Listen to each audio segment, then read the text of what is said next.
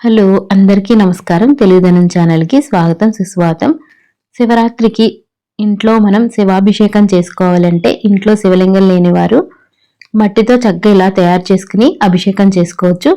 ఎలా చేయాలి ఏంటి అనేది డీటెయిల్గా ఈరోజు మన వీడియోలో చూపిస్తాను. కొంతమంది మట్టితో తయారు చేసుకుంటారు, మరి కొంతమంది నెయ్యి అలాగే ఐసు ఇలా రకరకాలుగా తయారు చేసుకుంటుంటారు అనమాట. ఈ మట్టితో చేసిన శివలింగాన్ని మనం అభిషేకం చేసిన తర్వాత ఇలా నీటిలో వేసేస్తే అవి నీటిలో కరిగిపోతాయి. ఆ తర్వాత మనం వాటిని మొక్కలకి వేసేసుకోవచ్చు. ఇలా నిమజ్జనం కూడా చేసుకోవచ్చు ఇంటిలోనే. ఇవి ఎర్రమట్టితో చేసినవి కాబట్టి ఎర్రగా కనిపిస్తున్నాయి. మేము నల్లమట్టితో అలాగే ఎర్రమట్టితో రెండింటితో చేసాం అనమాట. మనం ఒకసారి మట్టిని జల్లించుకొని చపాతీ పిండిలాగా కలుపుకోవాలన్నమాట. ఆ తర్వాత ఇలా పొడవుగా కనికిల్లాగా చేసుకుంటాము. మట్టి అనేది మనకి పూజా స్టోర్స్లో దొరుకుతుంది. పుట్టమన్ను అని అడిగితే వాళ్ళు ఇస్తారనమాట. కేజీ ఎంత అనేది ఒక ఫిక్స్డ్ రేట్ ఉంటుందన్నమాట. ఆ తర్వాత మనం మౌల్డ్స్ తీసుకుంటాము. ఆ మౌల్డ్స్లో ముందు మనం కల్పించుకున్న మట్టిని ఫిల్ చేయాలన్నమాట. అప్పుడు మనకి శివలింగాలు అనేవి ఈజీగా వస్తాయి. చేతితో చేస్తే కరెక్ట్ షేప్ రాదు.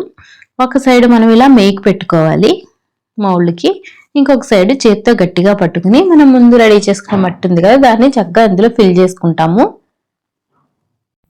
మౌల్డ్ లోపల మట్టి ఫిల్ చేసే ముందే ఆ మౌల్డ్ లోపలంతా కూడా కొద్దిగా నూనె అప్లై చేస్తే మనకి లింగాలు అనేవి చాలా స్మూత్గా వస్తాయి అన్నమాట. అలాగే పిండి కలుపుకుని ఉండలు చేసుకునేటప్పుడు కూడా చేతికి కొద్దిగా నూనెను రాసుకుంటూ మనం ఉండలు చేసుకుంటే అప్పుడు కూడా షేప్ అనేది చాలా నీట్గా వస్తుంది. ఓపెన్ చేసిన తర్వాత ఇలా ఒక్కొక్కసారి 4 శివలింగాలు ఒకే సైడ్కి వస్తాయి, లేదా ఒక్కొక్కసారి 2 ఇలా వస్తాయి అన్నమాట. ఎటువైపు వచ్చినా కూడా మనకి లింగం షేప్ అయితే వస్తుంది.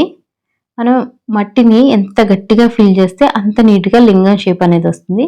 ఎక్స్ట్రా ఇలా ఉన్న మట్టిని మనం తీసేసుకుని లింగాన్ని ఒక పక్కన పెట్టేసుకుంటాం. ఈ వీడియో ఎలా అనిపించింది ఏంటి అనేది నాకు తప్పకుండా కామెంట్ చేయండి.